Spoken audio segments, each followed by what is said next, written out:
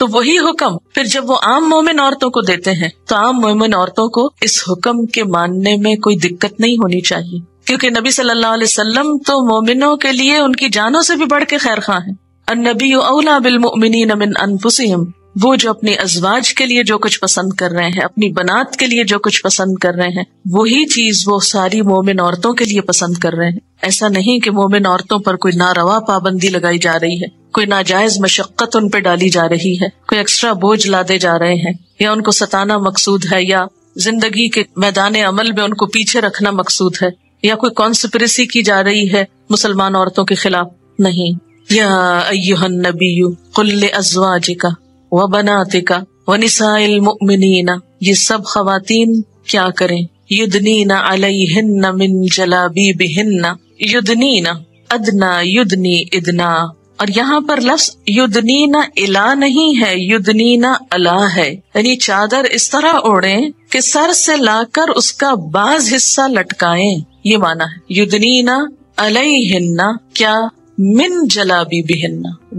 من کا کیا مطلب ہے؟ بعض، کچھ حصہ. جلابیب کس کی جمع ہے؟ جلباب کی جمع ہے. جلباب کس کو کہتے ہیں؟ جلباب اس چادر کو کہتے ہیں جو دوپٹے کے اوپر سے اوڑھی جاتی ہے. دوپٹے کے لیے کیا لفظ استعمال ہوتا ہے؟ خمار، جس کا ذکر سورۃ النور میں گزر چکا ہے، اور دوپٹوں کو خاص طور پر سینے پہ ڈالنے کے لیے کہا گیا. وَلْيَضْرِبْنَ بِخُمُرِهِنَّ عَلَى جُيُوبِهِنَّ، اور بیسیکلی وہ گھر کے اندر کا لباس تھا، کہ گھر کے اندر جہاں ان کے محرم رشتہ دار بھی ہوں گے اور بعض اوقات نامحرم بھی ہوں گے، تو اس میں خصوصی طور پر سینہ عورت کی زینت کا حصہ ہے، وہ اس کے چھپانے کا خاص اہتمام کریں، اسے نمایاں نہ کریں. لیکن گھر سے باہر جب نکلیں، اور گھر سے باہر نکلنے کے لیے جب وہ بڑی چادر اوڑے، یعنی جلباب گھر کے اندر کا ڈریس نہیں ہے، جلباب گھر کے باہر کا ڈریس ہے. اس کے بارے میں حضرت ام سلمہ کہتی ہیں کہ جب یہ آیت نازل ہوئی تو انصاری خواتین گھروں سے نکلتے وقت اس سکون اور اطمینان سے چلتی گویا ان کے سروں پر پرندے بیٹھے ہیں، اور انہوں نے سیاہ رنگ کی چادریں لپیٹ رکھی ہوتی تھی. یعنی جب یہ حکم آیا تو انصار کی خواتین نے کس طرح عمل کیا کہ سیاہ رنگ کی چادریں اوڑی. سیاہ رنگ کیوں استعمال کیا؟ کیونکہ اس میں زینت نہیں ہے اور میل خورا رنگ بھی ہے، تو سیاہ رنگ کی چادریں اوڑی. لیکن صرف چادریں نہیں اوڑی، یہاں ان کا طرز عمل بھی بتایا جا رہا ہے کہ چادر پہن کے وہ بازاروں میں دوڑتی پھرتی نظر نہیں آتی تھی، یا جوتے چٹکھاتی ہوئی نہیں پھرتی تھی، بلکہ سکون اور اطمینان سے چلتی تھی، جس کا ذکر سورۃ النور میں بھی کیا گیا تھا کہ وَلَا يَضْرِبْنَ بِأَرْجُلِهِنَّ لِيُعْلَمَ مَا يُخْفِينَ مِنْ زِينَتِهِنَّ، اور وہ اپنے پاؤں مارتی ہوئی نہ چلیں تاکہ ان کی خفیہ زینت کہیں ظاہر نہ ہو جائے، یا زینت کی چیزوں میں سے جو انہوں نے چھپا رکھا ہے، ایسا کوئی زیور ہے یا وٹ ایور، کیونکہ زینت کی ڈیفینیشن پیچھے ہو چکی ہے کافی ڈیٹیل سے. یعنی چال ایسی نہ ہو کہ زینت نمایاں ہونے لگے یا تبرج کا سامان بننے لگے، جس میں عورت کے فگرز بھی ہیں. ظاہر اگر عورت اکڑ کر چلے گی، بہت ہاتھ مار کے لیفٹ رائٹ کرتی ہوئی چلے گی، یا پاؤں مار کے چلے گی، یا ادھر ادھر دیکھتی ہوئی، کوئی سکون، اطمینان اور وقار نہیں ہوگا اس میں، یا سڑک پہ چلتے ہوئے خوش گپیاں کر رہی ہے، ادھر سے ادھر سے ہنسی مذاق ہو رہا ہے، ہاتھ پہ ہاتھ مارے جا رہے ہیں، اور سڑک پہ کھڑے ہو کے ایک دوسرے سے گلے ملنا شروع ہو گئے ہیں، تو یہ سب چیزیں کس میں آئیں گی؟ یعنی باوقار انداز کے خلاف ہوں گی. ایک مسلمان عورت کی چال ڈھال، لباس بازار کے اندر اور گھر میں اور کسی پارٹی میں فرق ہوتا ہے. تو جلابیب دراصل جلباب کی جمع ہے، جو ایسی بڑی چادر کو کہتے ہیں جس سے پورا بدن ڈھک جائے. اور یہاں پر کیا حکم دیا جا رہا ہے؟ صرف جلباب لپیٹنے کا نہیں، کیونکہ بعض لوگ کیا کرتے ہیں، چادر ضرور لیتے ہیں لیکن سر پہ نہیں ڈالتے، چادر صرف کندھوں تک رکھتے ہیں، اور وہ کندھوں تک اس طرح ہوتی ہے کہ بس صرف اس کو ریپ کیا ہوتا ہے، یعنی اپنے آپ کو ریپ کرتے ہیں. یہاں صرف ریپ کرنے کے معنوں میں نہیں ہے، یہاں کیا حکم دیا جا رہا ہے، یعنی عربی کی کوئی ڈکشنری اٹھا لیں، کہیں سے بھی جا کے کھول لیں کہ یہ لفظ جو ہے یدنینا، یہ ادنا باب افعال سے ہے. افعال میں کیا ہوتا ہے؟ سب سے پہلی خصوصیت کیا ہے؟ یہ فعل کو متعدی بنا دیتا ہے، یعنی لٹکنے کی بجائے کیا معنی آئے گا؟ لٹکانا. ٹھیک ہے، اور جب لٹکانے کا معنی آئے اور علیہن آئے کہ اپنے اوپر سے، تو اوپر کا آغاز کندھوں سے نہیں ہوتا، اوپر سے مراد سر ہے. کیونکہ کئی لوگ کہتے ہیں نا کہ سر کا لفظ تو قرآن میں لکھا ہی نہیں کہ سر ڈھانپو، تو جب سر کا لفظ نہیں تو یہ یدنینا علیہن کا معنی کہاں سے نکلے گا؟ پھر ادنا علا کا معنی کندھوں سے نہیں میں نکلے گا، کندھوں پہ ڈالنے سے تو یدنینا الیہن ہو جاتا ہے معنی، جس کا معنی ہے ریپ کرنا. الا اور الا میں فرق ہے نا. یعنی اگر آپ چادر اس طرح پہن رہے ہیں کہ کندھوں سے شروع کیا آپ نے اور کندھوں سے لے کر آپ نے اس کو رائٹ سے لیفٹ کیا یا لیفٹ سے رائٹ کیا, تو یہ لٹکانا تو نہیں ہوا نا, کیا ہوا؟ ریپ کرنا ہوا. اور یہ اس وقت معنی نکلتا ہے جب یدنینا کے بعد الا کا لفظ آئے. لیکن جب یدنینا علیہن تو چادر کو آپ کو تھوڑا اور اوپر لانا پڑے گا, یعنی سر تک, اور سر پہ لا کر اس کا کچھ حصہ لٹکانا پڑے گا, جسے آپ گھنگھٹ کہیں, نقاب کہیں, کچھ بھی کہیں. یہ مختلف طریقوں کے جو لباس ہیں ان میں مختلف انداز سے اس کو پھر انٹرپریٹ کیا گیا ہے. نبی صلی اللہ علیہ وسلم کے زمانے میں خواتین کیا کرتی تھی کہ ایک ہی بڑی چادر کو سر سے پاؤں تک لپیٹتی تھی, کیونکہ عموماً لباس جو تھے وہ سادہ تھے. آپ کو معلوم ہے مسلمانوں کی مدنی زندگی میں معاشی حالت کیا تھی, سب جانتے ہیں نا. معاشی طور پر مسلمان بے حد کمزور تھے. حضرت عائشہ رضی اللہ تعالیٰ عنہا نے اپنی شادی کے دن دھلے ہوئے کپڑے پہنے تھے. یعنی ان کے پاس اگر شادی کے دن نئے کپڑے پہننے کو نہیں تھے تو عام حالات میں کتنے کتنے سوٹ ہوں گے ان کے پاس, اور کتنے کتنے لاکھ کے, اور کیسی کیسی کڑھائیوں والے. ایسی تو کسی چیز کا تصور بھی نہیں کیا جا سکتا, سوچا بھی نہیں جا سکتا تھا. بہت ہی سمپل ڈریسز ہوتے تھے کیونکہ افورڈ بھی نہیں کر سکتے تھے. تو وہ جو سمپل ڈریسز ہوتے تھے اس کے اوپر ایک سنگل چادر, اس کو لپیٹ کے, اس کا گھونگھٹ کھینچ کے اپنے کام کو نکل جانا کافی تھا. لیکن بعد کے ادوار میں جب خوشحالی آئی اور مسلمان خواتین کے پاس لباس کی اور زینت کے سامان کی کثرت ہو گئی, تو پھر وہ ایک چادر سنبھالنے میں بڑی دقت ہوتی تھی. کیونکہ ایک چادر کو اگر آپ لے کے چل رہے ہیں اور ہوا سے چادر اگر اڑتی ہے تو سمپل ڈریس میں تو اگر کچھ کھل بھی جائے تو اندر بھی ایک سمپل ڈریس ہے, زینت کی نمائش تو نہیں ہے نا. کیونکہ قرآن میں پھر حکم زینت چھپانا ہے, اور جلباب کا مقصد بھی زینت چھپانا ہے. اب اگر وہ چادر کھل جاتی ہے اور اندر آپ زینت سے لدے ہوئے ہیں تو مشکل پیش آ گئی. تو اس کا حل کیا نکالا گیا کہ اس چادر کو سی لیا جائے. وہ چادر جب سی گئی تو برقع کہلائی. پھر اس میں جدتیں اور نئی نئی کریٹیوٹی آئی, اور طرح طرح کے اس میں ڈیزائن بنے, اور بنتے بنتے کبھی وہ قمیض کی طرح سکڑ گئے, کبھی وہ قمیض اور اس میں کوئی فرق نظر نہ آیا, کبھی وہ چادر کی بجائے کوٹ لگنے لگا. یعنی اس کا حلیہ کچھ سے کچھ بنتا گیا. اور جو اصل مقصد تھا جلباب کے اوڑھنے کا کہ وہ جسم کے فگرز کو بھی چھپائے, وہ زیور کو بھی اندر کے چھپائے, وہ اندر کے جو خوبصورت لباس ہیں ان کو بھی چھپائے, وہ مقصد فوت ہو گیا. کیونکہ بعض لوگ کہتے ہیں نا کہ اسلام میں کوئی برقع نہیں اور کہیں نہیں برقع پہننے کا لکھا. وہ بالکل درست کہتے ہیں, کہیں نہیں لکھا وہ برقع پہنو, لکھا یہی ہے کہ چادر بڑی اوڑھو جو سر سے پاؤں تک کو ڈھانپ لے. لیکن مشکل یہ ہے کہ چادر اوڑھ کر ہم وہ مقصد پورا نہیں کر پاتے, تو اس لیے پھر اس کو کبھی گاؤن کا نام دیتے ہیں, کبھی ابایا کہتے ہیں, کبھی اس کو کچھ اور نام دیتے ہیں. اور پھر کیا ہوا کہ ہر علاقے, ہر موسم, ہر رنگ اور ہر ذہن کے لوگ جب اسلام میں داخل ہوئے, جو اسلام کو وسعت ہوئی, تو انہوں نے اپنی اپنی انٹرپریٹیشن کے ساتھ اس حکم کو اپنی سہولت کے مطابق ڈھال لیا. اس سارے طریقے میں کچھ شکلیں تو اصل روح سے مطابق تھیں, لیکن کچھ صورتیں جو تھیں وہ روح سے بہت دور ہو گئی. یعنی چادر کو سیدھا اوڑھنے کی بجائے اگر سی لیا گیا تو کوئی حرج نہیں, کیونکہ کچھ لوگوں نے تو کیا کیا, بیچ میں سے ایک سلائی لگائی اور اس کو بس چادر ہی کی شکل میں رہنے دیا گیا. تھوڑا بہت اس کے بازو بیچ میں سے نکال لیے, کہیں سے اس کے ربن وغیرہ کے ساتھ یا کسی بھی چیز کے ساتھ ڈوری وغیرہ سے باندھ دیا گیا آگے سے اور کام چلا لی. کچھ لوگوں نے کہا نہیں وہ ڈوری نہیں باندھی جاتی تو بٹن لگا لیے, کچھ نے زپ لگا لی. یہ مختلف شکلیں تھی اپنی سہولت کے مطابق اپنے آپ کو ڈھانپنے کی. تو اصل چیز جو ہے وہ کیا ہے کہ ذالک ادنیٰ ان یعرفن, مسلمان عورت کا لباس ایسا لباس ہو جو اس کی آئیڈینٹی ہو کہ یہ مسلمان عورت. اچھا, بعض لوگوں نے یہاں بھی ڈنڈی ماری اور کہا کہ قرآن تو کہتا ہے کہ مسلمان عورت ایسا لباس پہنے کہ وہ پہچانی جائے, اور اگر آپ ایسی چادریں اوڑھیں گے اور منہ بھی ڈھانپ لیں گے تو پہچانے کہاں سے جائیں گے. یہاں پہچان سے مراد ان کی شکل پہچاننا نہیں ہے, یہاں ان کا بحیثیت مسلمان کے پہچانا جانا مراد ہے. یہاں یہ نہیں کہا کہ وہ ذاتی حیثیت میں پہچان لی جائے کہ کون خاتون جا رہی ہے. اس کے لیے تو پھر چادر اوڑھنے کی بھی ضرورت نہیں تھی, اس کے بغیر زیادہ اچھی پہچان ہوتی. مراد اس سے یہ ہے کہ ایک ایسا معاشرہ جس میں مسلمان بھی موجود ہوں اور نان مسلمز بھی ہوں, تو مسلمان عورتیں ایسے ڈریس میں نکلیں, ایسی چال اختیار کریں, ایسے طریقے اختیار کریں کہ وہ اپنے ایٹیٹیوڈ سے پہچانی جائیں, اپنے ڈریس سے پہچانی جائیں. تو یہ حجاب یا جلباب کا اوڑھنا, بڑی چادر کا لے کر نکلنا مسلمان عورت کی آئیڈینٹی ہے. یہ اس پہ ظلم نہیں, یہ اس کی پہچان ہے. اگر یہ ہٹ جاتی ہے اس سے یہ اتر جاتی ہے، اگر وہ اس کو اتار پھینکتی ہے تو نقصان کیا ہوگا؟ اس کی آئیڈینٹی ختم ہو جائے گی، وہ کسی بھی مخلوط معاشرے میں نہیں پہچانی جائے گی کہ وہ ہندو ہے یا سکھ ہے یا مسلمان ہے۔ اسی طرح حدیث کا مفہوم کچھ اس طرح ہے، تم مومن نہیں ہو سکتے جب تک کہ تم آپس میں محبت نہ کرو، اور محبت آ نہیں سکتی جب تک کہ ایک دوسرے کو سلام نہ کرو، اور پھر یہ کہ سلام میں پہل کرنے والے کا دل تکبر سے خالی ہوتا ہے، اور پھر یہ کہ افشوا السلام بینکم، سلام کو رواج دو، پہل کرنے والے کو اجر زیادہ ملے گا، اس کو بھی سلام کرو جسے پہچانتے، اس کو بھی کرو جسے نہیں پہچانتے۔ اب اپنے ملک میں تو چونکہ میجورٹی مسلمان ہے، آپ کہیں سڑک پہ جا رہے ہیں، آپ کسی اسکول میں، کالج میں، کہیں پر بھی ہیں، تو جہاں بھی کوئی مسلمان عورت نظر آتی ہے، آپ کراس کرتے ہیں، آپ کا آمنا سامنا کسی کے ساتھ ہوتا ہے، آپ سلام میں پہل کرتے ہیں تو آپ کو فوراً پہچان ہو جاتی ہے۔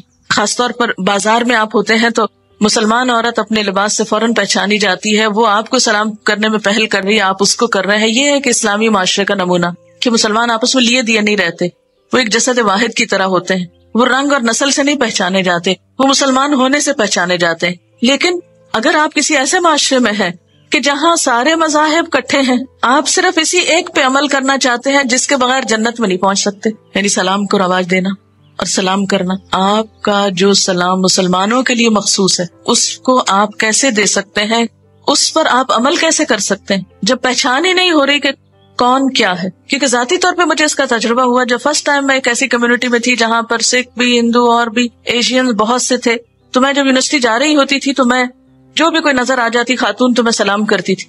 اب بعض لوگ گھور کے دیکھتے تو چلے جاتے کہ کیا کہہ رہی، اس سے مجھے پتا چلا کہ یہ سکھ خواتین ہیں جو بہت زیادہ ریزمبل کرتی ہیں پنجابی ایشین کمیونٹی سے، کیونکہ وہ سٹائل چلنے کا، بات کرنے کا، بال بنانے کا، قمیص کا، شلوار کا، دوپٹے کے سٹائل کا، جوتے کا، وہ 99% ریزمبل کرتا تھا۔ اب اگر آپ بے شک ایک خاص خطے سے ہیں، آپ کا اپنا ڈریس ایک جیسا ہے، کوئی منع نہیں کیا گیا کہ تم اس میں وہ نہ پہنو، کیونکہ ہر علاقے کے خاص مزاج ہوتے ہیں، آپ کو موسم کی مناسبت سے مخصوص قسم کے لباس پہننے پڑتے ہیں، کوئی حرج نہیں۔ لیکن جب آپ گھر سے باہر ہیں، کمیونٹی سے باہر ہیں، آپ راستے میں جا رہے ہیں، آپ کیسے ایک دوسرے کو پہچان سکتے ہیں؟ مسلمان عورت کس سے پہچانی جائے گی؟ لباس سے پہچانی جائے گی۔ کچھ عرصہ پہلے مجھے بحرین جانے کا اتفاق ہوا تو وہاں پر ایک اسلامک سینٹر تھا، ڈسکور اسلام، اور اس کے انٹرنس کے ساتھ ہی ایک ڈسپلے بورڈ تھا، اس پہ کچھ خواتین کی تصویریں لگی ہوئی تھی جو لاوارث تھی اور مورچریز میں تھی، اور نہیں پہچانی جا رہی تھی کہ کس مذہب اور کس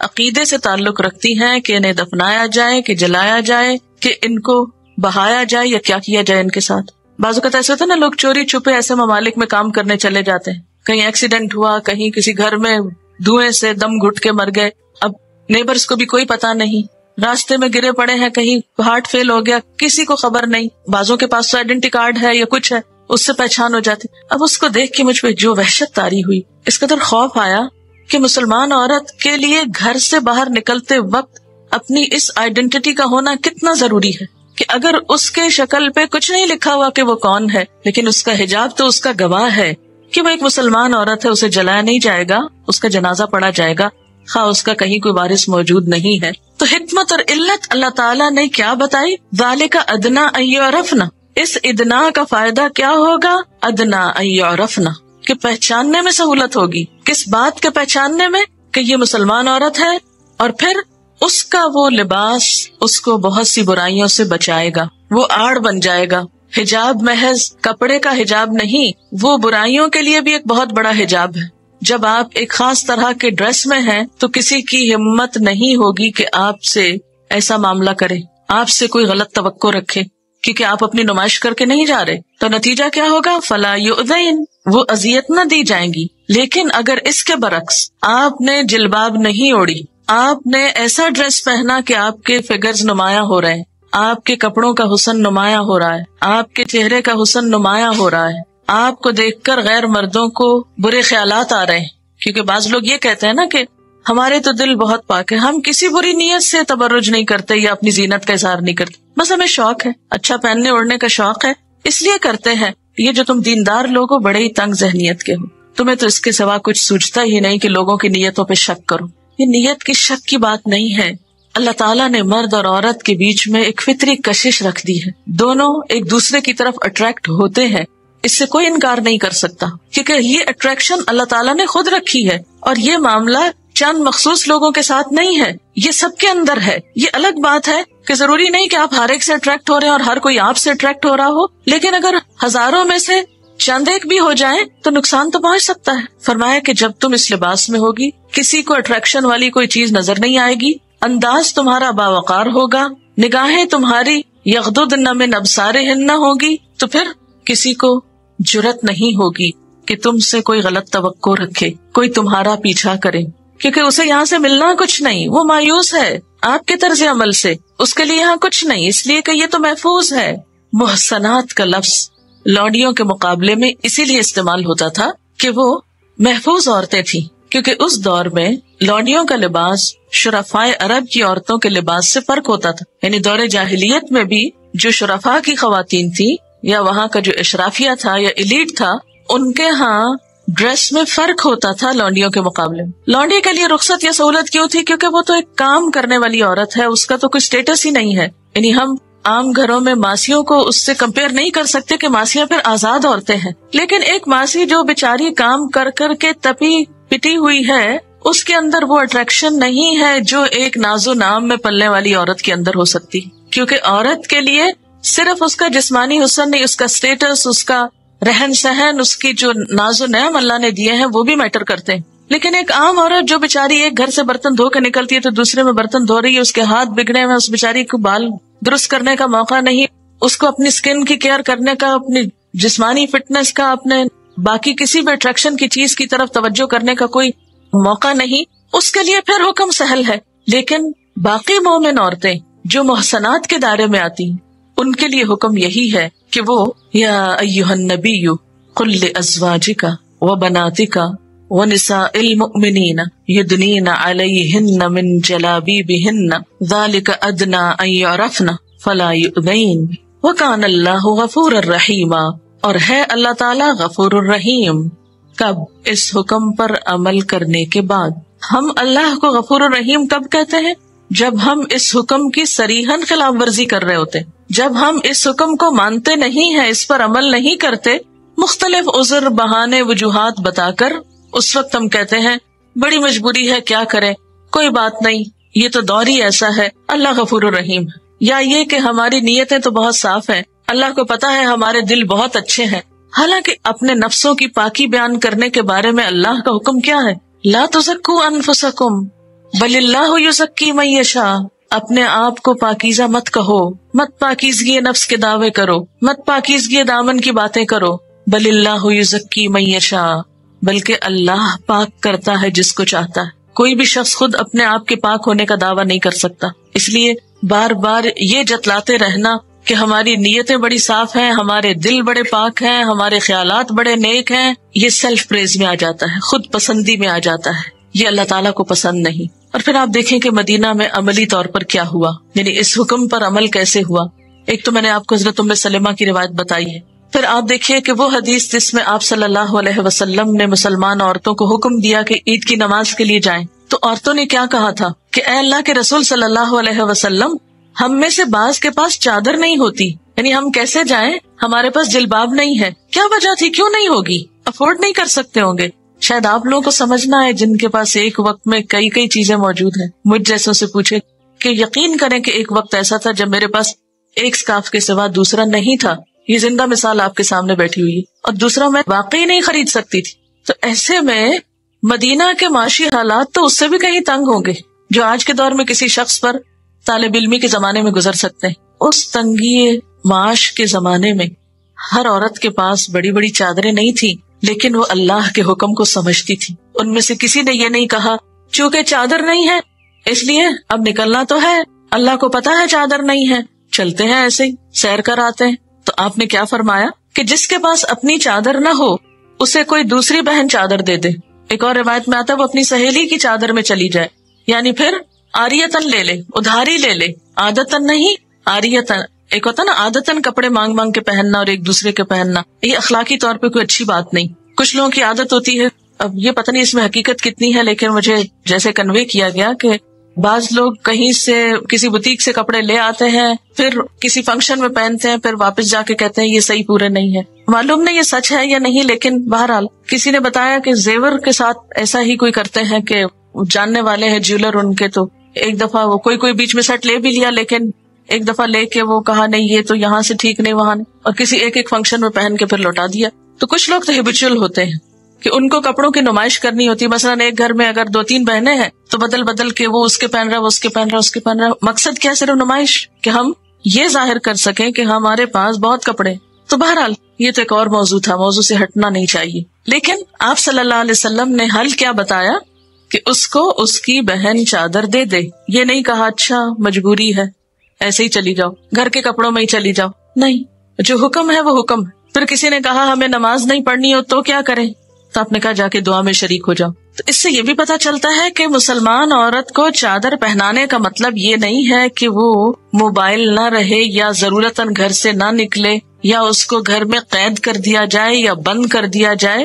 نہیں، نکل سکتی ہے لیکن شرط کے ساتھ، اللہ کی حدود کو پورا کرتے ہوئے. پھر ایک اور روایت ہے متفق علیہ، حضرت عائشہ رضی اللہ تعالی عنہا سے روایت ہے کہ رسول اکرم صلی اللہ علیہ وسلم صبح کی نماز پڑھاتے تو بعض عورتیں بھی آپ کی اقتداء میں نماز کے لیے چادروں میں لپٹی ہوئی آتی. نماز کے بعد وہ اپنے گھروں کو لوٹتی تو اندھیرے کے سبب انہیں کوئی پہچان نہ سکتا تھا. اس سے ایک یہ بات بھی پتہ چلتی ہے کہ چادر یا گاؤن کے باوجود بھی آپ کی پہچان ہو سکتی ہے. اسی کو الا ما ظہر منہا میں شمار کیا گیا. وہ پیچھے آپ پڑھ چکے نا، ولا یبدین زینتہن الا ما ظہر منہا، کہ اپنی زینت ظاہر نہ کرے مگر جو اس میں سے خود بخود ظاہر ہو جائے.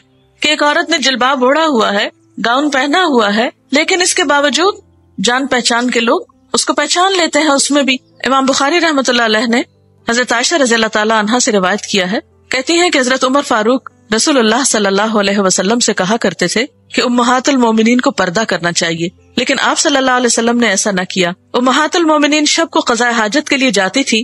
ایک روز حضرت سودا بنت زمعہ رضی اللہ تعالی عنہا جو بہت طویل جسامت رکھتی تھی شب کو قضاء حاجت کے لیے باہر تشریف لائیں تو حضرت عمر فاروق رضی اللہ تعالیٰ عنہ اس وقت ایک مجلس میں بیٹھے تھے. انہیں دیکھ کر گویا ہوئے، سودا میں نے آپ کو شناخت کر لیا ہے. تو اس سے کیا پتا چلتا ہے کہ انسان کو حد الوسع اپنی بیوٹی، اپنے ان تمام چیزوں کو چھپانا ہے، لیکن اس کا یہ مطلب نہیں کہ پھر وہ ایک پالکی میں بیٹھ کے نکلے. جیسے ہمارے ہاں یہ ہوتا رہا ہندوستان میں کہ خواتین جب نکلتی تھی تو گاڑی پہ اگر بیٹھی تو گاڑی میں بھی پردے لگے ہوئے ہوں، یا یہ ہے کہ ٹانگے پہ بیٹھی یا پالکی میں تو اس کو بھی کور کیا ہوا. یہ پھر ایکسٹرا ہے، یہ ایکسٹریم ہے. کیونکہ چادر تک کا تو کہا ہے اور چادر عورت پر ڈالنے کو کہا ہے، ٹانگوں اور گاڑی پہ نہیں. وہ ایک ایکسٹرا کیئر ہے، وہ آپ نے اپنی ویسے کوئی بڑے ہونے کی نمائش کرنی ہے تو وہ ایک الگ بات ہے. کیونکہ جب ہم پھر حد سے بڑھتے ہیں تو ریئیکشنز ہو جاتے ہیں، اور وہ ریئیکشن آپ دیکھیں کیسے ہوئے ہیں. پھر تو کسی بھی انتہائی رویے سے بچنا چاہیے، ایکسٹریمز پہ نہیں جانا چاہیے، کیونکہ اس سے پھر خطرہ یہ ہوتا ہے کہ لوگ اس اصل حکم کو چھوڑ ہی نہ دیں. لیکن ایکسٹریم کس کو کہیں گے؟ کہ اس حکم سے زائد کرنے کو. اس حکم کے کرنے کو ایکسٹریم نہیں کہا جائے گا، کیونکہ ہمارے ہاں بعض لوگوں نے اصل حکم کے ماننے کو بھی ایکسٹریم سے تعبیر کیا کہ دس از ٹو مچ، یہ تو بہت زیادہ ہے، بہت گرمی ہے. آج کے دور میں کون کرتا ہے؟ یہ تو بالکل ہی بیکورڈ لگتے ہیں.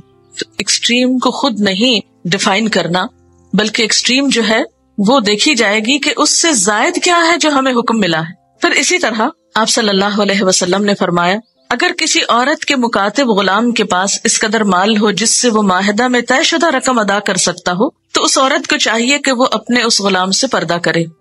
فلتحتجب، یہاں بھی حجاب کا لفظ آتا ہے بیسیکلی حدیث میں، جس کو کوٹ کرنا مقصود تھا.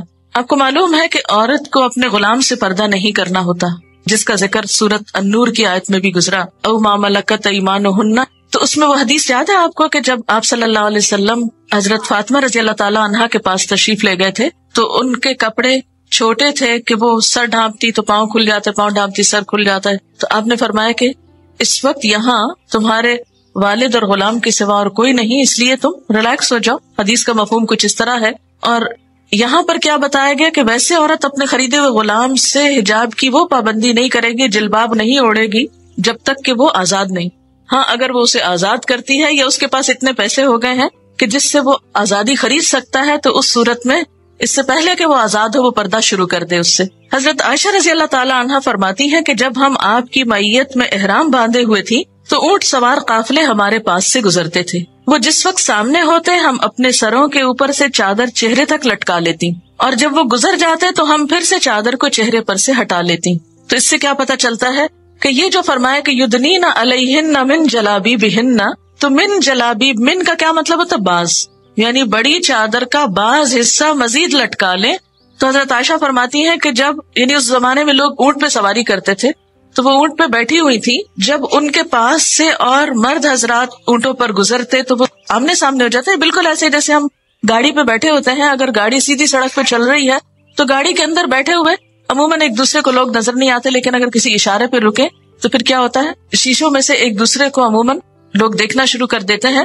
تو ایسی صورت میں خصوصی احتیاط چاہیے۔ تو حضرت عائشہ بھی ایسے ہی واقعے کا ذکر فرماتی ہیں کہ جب قافلے ہمارے پاس سے گزرتے تو ہم سروں کے اوپر سے چادر چہرے تک لٹکا لیتی، جب وہ گزر جاتے تو پھر ہم اپنا چہرہ کھول دیتی تھی۔ ایک دن آپ صلی اللہ علیہ وسلم مسجد سے باہر تشریف لائے تو عورتوں کو مردوں کے راستے میں چلتے ہوئے دیکھا، تو آپ صلی اللہ علیہ وسلم نے فرمایا ایک طرف ہٹ جاؤ، راستے کے درمیان چلنا تمہارا حق نہیں، ایک طرف ہو کر چلا کرو، یعنی بیچ میں مردوں کے مکس ہو کے نہ چلو کہ کسی کی کونی پڑے، کسی کا کندھا لگے، کہیں دھکا پڑے، اس چیز سے بھی اوائڈ کرو۔ یعنی محض جلباب اوڑھ لینا کافی نہیں، سڑک پر چلتے ہوئے اپنے آپ کو بچا کے چلنا بھی بے حد ضروری ہے۔ اچھا، اب وہ دونوں طرف ہی یا تو شاپ کیپرز ہیں یا پھر ان کے گاہک کھڑے ہوتے ہیں، اب اس صورت میں تو پھر صرف درمیان ہی سیف ہے، کیونکہ آپ دونوں طرف سے بچ کے بیچ میں چل سکتے ہیں۔ اب ایسا موقع جب آ جائے کہ جب بیچ میں چلنا زیادہ محفوظ ہو تو وہ زیادہ پھر بہتر ہے۔ اس میں آپ صلی اللہ علیہ وسلم کے حکم کی خلاف ورزی مطلوب نہیں ہے۔ کیا مطلوب ہے؟ وہ روح کہ آپ کیوں فرما رہے ہیں یہ بات کہ مردوں کے بیچ بیچ میں نہ چلو۔ اس سے کیا پتہ چلتا ہے، مثلاً آپ حج عمرے پر گئے تو وہاں بھی کوشش کیا کرنی چاہیے کہ مردوں کے ہجوم میں نہ جا گھسے۔ اب کوشش کریں کہ ذرا سمٹ کے الگ الگ رہ کے چلے، کہ جب بہت رش ہو جاتا ہے پھر بالکل ناممکن ہوتا ہے، مگر عمرے وغیرہ پہ عموماً جب اتنا رش نہیں ہوتا تو آپ اپنے آپ کو اس بھیڑ میں بھی بچانے کی کوشش کریں۔ یعنی دنیا کا وہ واحد مقام ایسا ہے کہ جہاں پر مرد اور عورت ایک ساتھ چل رہے ہوتے ہیں، لیکن بعض اوقات وہ طواف میں بھی کھڑے ہو کر مطوف جو ہوتے ہیں وہ الگ کراتے رہتے ہیں کہ خواتین ایک طرف کو ہو جائیں، تو اس میں بعض خواتین بہت مائنڈ کرتی ہیں۔ تو اس میں یہ ہے کہ اگر آپ دیکھیں کہ رش کم ہے تو بچ بچا کے جا کے ہاتھ لگا لیں، حجر اسود کو آپ بوسہ دے لیں، لیکن اگر آپ دیکھتے ہیں کہ وہاں جا کے دوپٹہ بھی اتر جائے گا اور بال بھی کھچ جائیں گے اور بالکل ہی مردوں کے بیچ میں سینڈوچ بن جائیں گے، تو ایسی صورت میں بہتر ہے کہ پھر اوائڈ کریں، کیونکہ حجاب محض کپڑا اوڑھنے کا نام نہیں ہے۔ کپڑا تو ایک پہچان ہے، وہ جسم کو محفوظ کر رہا ہے، لیکن جو ادب آداب ہے اس کو پہن کر پھر اس کپڑے کی عزت کروانے کے، کیونکہ جب ہم اسے پہن کے ہوشی حرکتیں کرتے ہیں تو وہ کپڑا بھی بے عزت ہوتا ہے، یعنی وہ جلباب کی بھی بے عزتی ہوتی ہے کہ جب ہم اس حکم کی خلاف ورزی کرتے ہیں۔ ابھی تو یہ احادیث میں نے آپ کو سنائی، ایک آدھ قول بھی میں سنا دیتی ہوں آپ کو۔ عبیدہ السلمانی جو حضرت علی رضی اللہ تعالیٰ عنہ کے شاگرد ہیں، ان کا بیان ہے کہ مسلمان عورتیں سروں کے اوپر سے چادریں اس طرح اوڑھا کرتی تھیں کہ آنکھوں کے سوا کچھ ظاہر نہ ہوتا تھا، اور وہ بھی اس لیے کہ راستہ دیکھ سکیں، یعنی اپنے آپ کو اس طرح لپیٹ کے چلتی تھی۔ اب بعض لوگ کہتے ہیں کہ یہ حکم جو ہے وہ ازواج مطہرات کے لیے ہے چہرہ لپیٹنے کا، یا یہ ہے کہ یہ ساری سختی جس کو نام نہاد سختی بولا جاتا ہے، حالانکہ اس کے بغیر بعضوں کا جو سختیاں پڑتی ہیں انسان پہ وہ کہیں زیادہ بھاری ہوتی ہیں، لیکن ان کو ہم بھول جاتے ہیں اور اس حکم کے عمل کرنے کو سختی سے تعبیر کرتے ہیں۔ تو اس میں بعض اوقات یہ کہا جاتا ہے کہ یہ ازواج مطہرات کے لیے، اور بعض ائمہ کی رائے دی جاتی ہے کہ امام ابو حنیفہ کے نزدیک چہرے کا پردہ نہیں ہے۔ ایک بات یاد رکھیے کہ جتنے بھی ائمہ کرام ہیں وہ سارے کے سارے اس بات پر ضرور متفق ہیں کہ جہاں فتنے کا ڈر ہو وہاں چہرہ ڈھانپنا لازم ہے، اور جہاں فتنہ نہ ہو، تو جیسے حضرت عائشہ کی روایت ہے کہ ہم کھول لیتے تھے، پھر کوئی آ جاتا تھا تو ہم ڈھانک لیتے تھے، کہ مثلاً آپ اگر گاڑی میں بیٹھے ہوئے ہیں تو رخصت اور ہوگی، اگر آپ سڑک پہ چل رہے ہیں بھیڑ میں سے نکل رہے ہیں تو معاملہ اور ہوگا۔ تو ٹائم ٹو ٹائم اس میں کمی بیشی تھوڑی بہت ہو سکتی ہے، لیکن یہ نہیں کہ کسی امام نے واضح یہ کہا ہو کہ نہیں ہے ہی نہیں، یہ نہیں کہا گیا۔ یعنی جتنے بھی یہ جو 4 ائمہ ہیں ان میں سے اگر امام ابو حنیفہ نے یہ کہا ہے تو انہوں نے بھی یہ کہا ہے کہ جہاں فتنہ نہ ہو، جہاں خرابی کا اندیشہ نہ ہو، جہاں عورت اپنے آپ کو محفوظ سمجھے، لیکن جہاں فتنہ ہو اور جہاں مشکلات ہوں وہاں پر کسی نے بھی یہ نہیں کہا کہ وہ اپنے آپ کو کھولے۔ اچھا، بعض کہتے نہیں وہ دور تھا اس میں مسلمان عورتوں کو یہ سارے احکامات دیے گئے، آج نہیں، لیکن آپ کو معلوم ہے کہ قرآن پاک میں واضح طور پر ہمیں ان خواتین کی پیروی کا حکم بھی ہے۔ مثلاً قرآن پاک میں اللہ تعالیٰ فرماتے ہیں سورۃ التوبہ کی آیت نمبر 100 ہے، والسابقون الاولون من المہاجرین والانصار والذین اتبعوہم باحسان رضی اللہ عنہم ورضوا عنہ وأعد لهم جنات تجری من تحتها الانہار خالدین فیہا ابدا ذالک الفوز العظیم۔ جن لوگوں نے سبقت کی یعنی سب سے پہلے ایمان لائے، مہاجرین میں سے بھی اور انصار میں سے بھی، اور جنہوں نے نیکی اور اخلاص کے ساتھ ان کی پیروی کی، اللہ تعالیٰ ان سے خوش ہے اور وہ اللہ تعالیٰ پر خوش ہیں، اور اس نے ان کے لیے باغات تیار کیے ہیں جن کے نیچے نہریں بہ رہی ہیں، وہ ہمیشہ ان میں رہیں گے، یہ بڑی کامیابی ہے۔ اب یہاں پر جو کہا جا رہا ہے، جو اصل حکم ہے اور جس مقصد کے لیے آیت پڑھی گئی ہے کہ وہ تو انصار و مہاجرین ہے، لیکن اس کے ساتھ ساتھ اور کن کے لیے اللہ نے جنت کا وعدہ کیا ہے؟ الذین اتبعوہم بإحسان، جنہوں نے احسان کے ساتھ، عمدگی کے ساتھ ان کی پیروی کی ہے، یعنی جو ان کے فالوورز ہیں، ان کے پیروکار ہیں۔ کیوں؟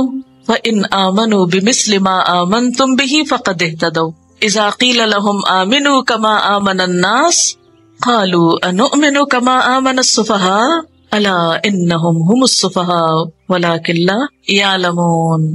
علم کی کمی ہے نا، اس لیے صحابہ کرام ہوں، صحابیات ہوں، ازواج مطہرات ہوں، ہمارے لیے خوبصورتی کی بات کیا ہے؟ ان کی پیروی کو اپنے لیے باعث فخر سمجھنا، اور انہیں چھوڑ کر دین سے دور اللہ کے نافرمان اور غیروں کی تہذیب کے دلدادہ لوگوں کی پیروی کرنا، ان کو اپنا آئیڈیل بنانا، ان کو فالو کرنا، یہ ہمارے کس فائدے میں؟